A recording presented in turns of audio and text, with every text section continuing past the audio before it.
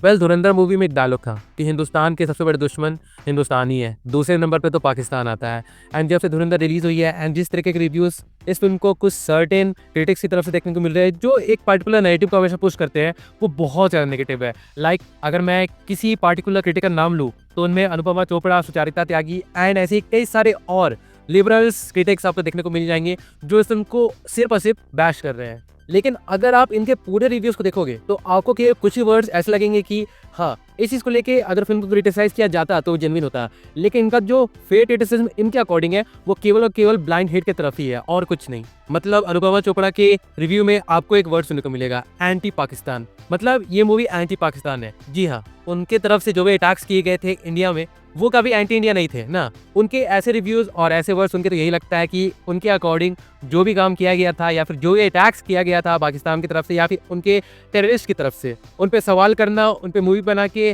उन्हें बेइज्जत करना वो गलत है, टोटली गलत है। आज जब मैं अनुपमा चोपड़ा की रिव्यू को देखने के बाद किसी तरीके से उभर रहा था कि उसी टाइम मेरे सामने आया सुचारिता त्यागी का भी एक और वीडियो जहाँ पर वो धुरंधर को रिव्यू कर रही है, बट रिव्यू नहीं, वो केवल उस मूवी को बैश करना था और कुछ नहीं।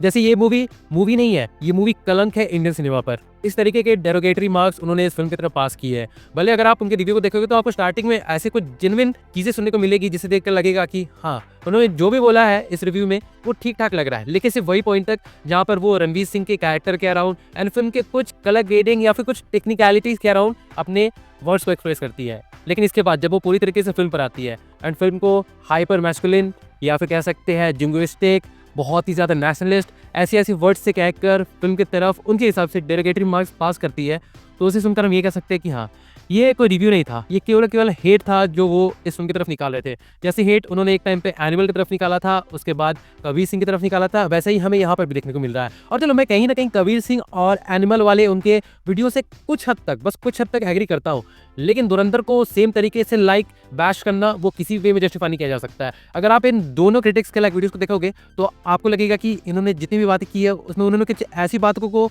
उजागर किया होगा या फिर सामने लाया होगा जो फिल्म को जेन्युइन वे में क्रिटिसाइज करेगी। लेकिन नहीं, पूरे वीडियो देखने के बाद आप ये कह सकते हैं ये सिर्फ और सिर्फ ब्लाइंड हेट था और कुछ नहीं।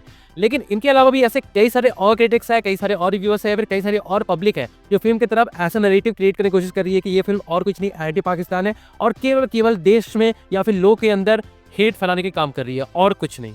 और अगर इनसे पूछोगे तो 26/11 या फिर उसके अलावा भी जो पार्लियामेंट अटैक्स हुए थे या फिर कई सारे और अटैक्स हुए थे टेम्पल्स पे या फिर कई और भी जगह इंडिया में, तो उसे लेकर इनका जो व्यू है वो बहुत ही ज़्यादा खुले विचारों का रहा होगा कि जिस तरीके से टेररिस्ट अटैक करते हैं तो ऐसा थोड़ी है कि हमें उन्हें मार देना चाहिए, बिल्कुल नहीं। उन्हें पकड़ना चाहिए, उनसे पूछना चाहिए कि आपने ऐसा क्यों किया, उन्हें प्यार से समझाना चाहिए और उन्हें वापस भेज देना चाहिए। इनके हिसाब से टेररिस्ट को इस तरीके की ट्रीटमेंट मिलनी चाहिए फ्रॉम इंडियन गवर्नमेंट। मतलब टेररिस्ट आए, इंडिया पे हमला करे, उन्हें पकड़ा जाए, फिर उनकी कहानी को सुना जाए, उन्हें फिर छोड़ दिया जाए, रिमांड पे रखे, जो करना है करे, बस उनके साथ कोई बदसलूकी नहीं करनी चाहिए। एड उससे ज़्यादा भी उस पर्टिकुलर सब्जेक्ट पे कभी फिल्म नहीं बननी चाहिए ताकि हमारी ऑडियंस जो है उन्हें हम इस बात पे नॉलेज दे सके, उन्हें बता सके कि किस तरीके का इन्वायरमेंट क्रिएट हुआ था जब ऐसे अटैक्स हुए थे हमारी कंट्री पे। अब हाँ, चलो एक चीज़ पे मैं मानता हूँ कि हमारे देश में ऐसी कई सारी मूवीज़ बनती है जो केवल पाकिस्तान के अराउंड बनाई जाती है। मतलब जो भी विलन होता है वो पाकिस्तान से होता है, ऐसी स्पाई मूवी से बनाई जाती है। लेकिन आप खुद ही सोचो कितने ज़्यादा अटैक्स पाकिस्तान की तरफ से इंडिया में देखने को मिले हैं।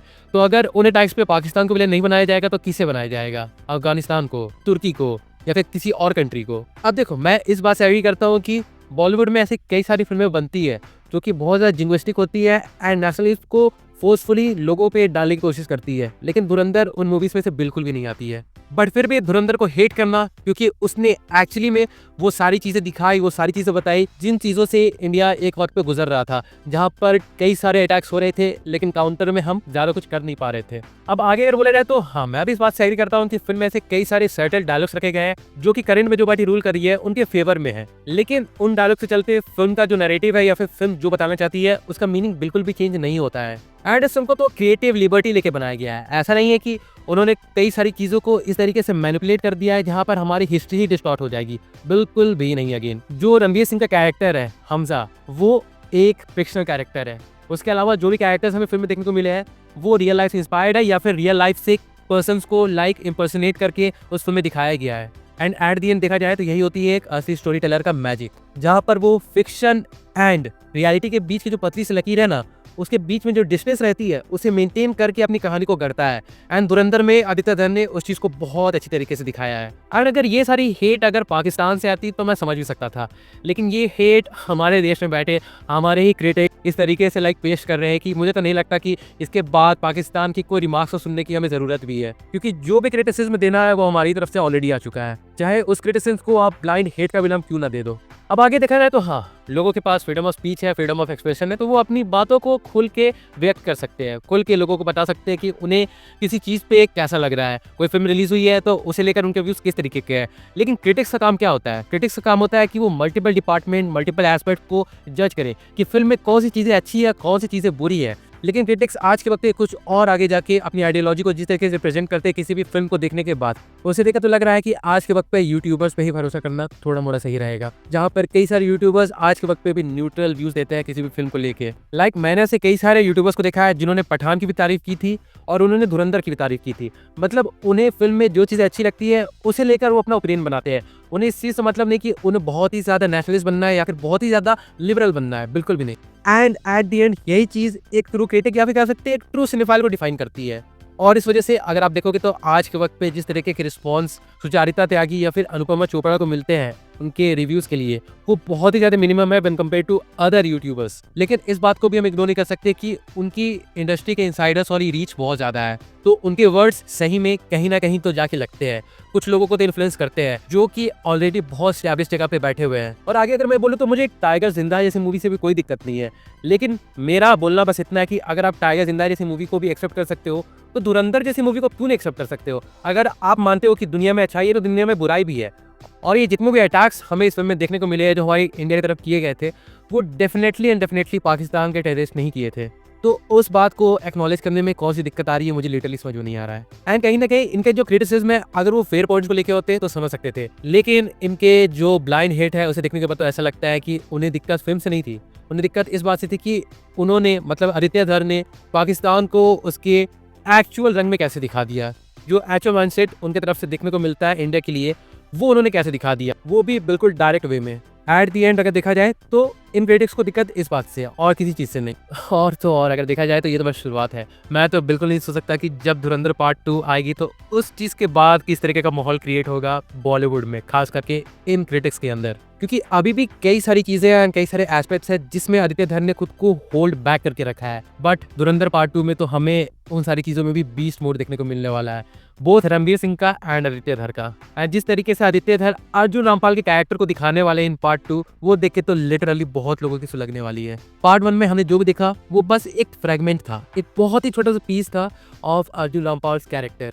पार्ट 2 में उस चीज को आगे बढ़ के खुल के बिल्कुल बोल्ड वे में दिखाया जाने वाला है, ये तो हम सब जानते हैं। बस उस चीज के बाद किस तरीके का रिएक्शन देखने को मिलने वाला है वो देखने में भी बड़ा मजा आएगा। बट एट दी एंड मैं बस यही बोलना चाहूंगा कि अगर आप एक तरीके की आइडियोलॉजी को सपोर्ट करते हो तो कोई दिक्कत नहीं है, लेकिन अगर आप क्रिटिक हो तो आपका जो ओपिनियन होना चाहिए वो किसी भी फिल्म के एस्पेक्ट्स को लेके होना चाहिए कि आपको फिल्म के किस डिपार्टमेंट में कमी लगी या फिर फिल्म ने आपको किस तरीके से इंप्रेस किया अपने ओवरऑल सब्जेक्ट को लेके। वरना अगर क्रिटिक्स भी अपने केवल आइडियोलॉजी को आगे रख के किसी फिल्म को जज करने लगे तो हम ये कह सकते हैं कि आगे हमें किसी भी तरीके की जेन्युइन फिल्म देखने को नहीं मिलने वाली है। आगे हमें केवल और केवल ऐसी फिल्म देखने को मिलने वाली है जो किसी न किसी आइडियोलॉजी को केवल और केवल सपोर्ट करे। So if you don't want the cinema to die, let's support films like Dhurandhar and all those films जो फिल्म मेकर्स जेन्युइन वे में बनाते हैं। And with that being said चलिए मैं इस वीडियो को यहीं पे कंक्लूड करता हूँ। तो अगर देखा जाए तो यही था मेरा एक ओवरऑल ओपिनियन जिस तरीके के हेट धुरंधर मूवी को देखने को मिल रहा है after it's release from certain critics या फिर सर्टेन पीपल जो एक आइडियोलॉजी को सपोर्ट करते हैं, वो कहीं ना कहीं फिल्म की एक्चुअल मीनिंग को भी डिस्टॉर्ट कर रहा है। So let's not do that.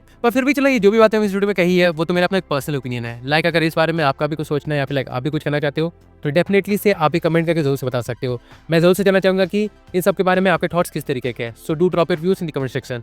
और हाँ, बाकी फिर चलिए मिलते हैं बहुत जल्दी कॉल वीडियो के साथ। तब तक के लिए बाय।